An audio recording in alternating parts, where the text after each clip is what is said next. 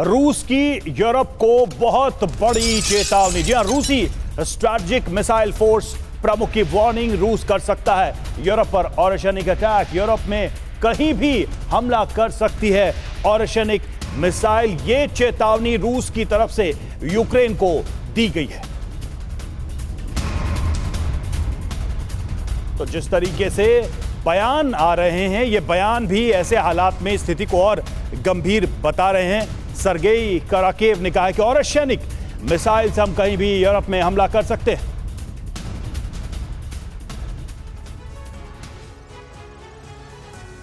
और देखिए, रूस की तैयारी से लग रहा है कि वो यूक्रेन और उसके सहयोगी देशों पोलैंड, जर्मनी, फ्रांस और ब्रिटेन पर एटमी हमले की तैयारी कर रहा है।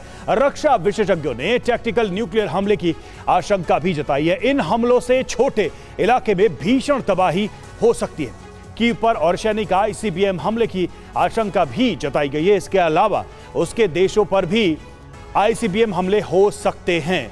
रूस किसी अहम स्ट्रैटेजिक लोकेशन पर हमला करके यूरोप को चेतावनी देने की अंतिम कोशिश कर सकता है, और इसी का इंडिकेशन एक तरीके से रूस के सैन्य अधिकारी भी दे रहे हैं। हमारे साथ तमाम मेहमान बने हुए हैं, रुक करेंगे उनका।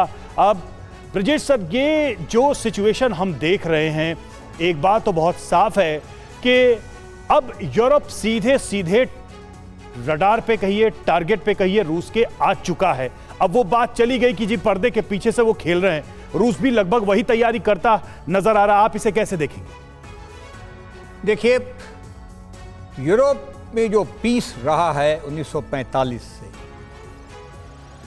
वो भंग हो गया है यूक्रेन रशिया वॉर के साथ साथ 3.5 साल पहले। अभी 3.5 साल के युद्ध के बाद में लग रहा है पीस वार्ता की तरफ लोग जा रहे हैं। पीस वार्ता की तरफ जाना खुद एक संकेत है। ऐसा नहीं है कि लड़ाई नहीं छिड़ सकती है या कोई खास तरह के वेपन का इस्तेमाल नहीं होगा, ये नहीं हो सकते हैं, लेकिन हाँ, उस दिशा में तैयारी चल रही है। अमेरिका का नेटो से अपने आप को निकालना, बजटरी सपोर्ट के हिसाब से वो भी चल रहा है। तो हम देख रहे हैं, या ब्रिटेन हो, फ्रांस हो, जर्मनी हो, अपने डिफेंस एक्सपेंडिचर को बढ़ावा दे रहे हैं, और उसका संकेत भी मिला है। पोलैंड जो कि फ्रंटलाइन स्टेट है, उसके पहले ही डिफेंस जो एक्सपेंडिचर है जी करीब 4% के बराबर है। तो इस माहौल में हम देख रहे हैं कि पुरानी आपस में जो बातचीत है या उसके शंकाएं हैं रशिया के बीच में और नेटो के बीच में या यूरोप के बीच में, वो बहुत ही डीप हैं और उसको इकट्ठे आने में समय लगेगा। तो हम ये भी देखते हैं कि रशियन जो हैं अपनी पोजीशन ग्राउंड पे मजबूत कर रहे हैं, इम्प्रूव कर रहे हैं। एक तो यूक्रेन के बारे में हम लोग बात हमेशा करते हैं। दूसरी पोजीशन वो ठीक करना चाहते हैं, वो इनकी नौसेना का है।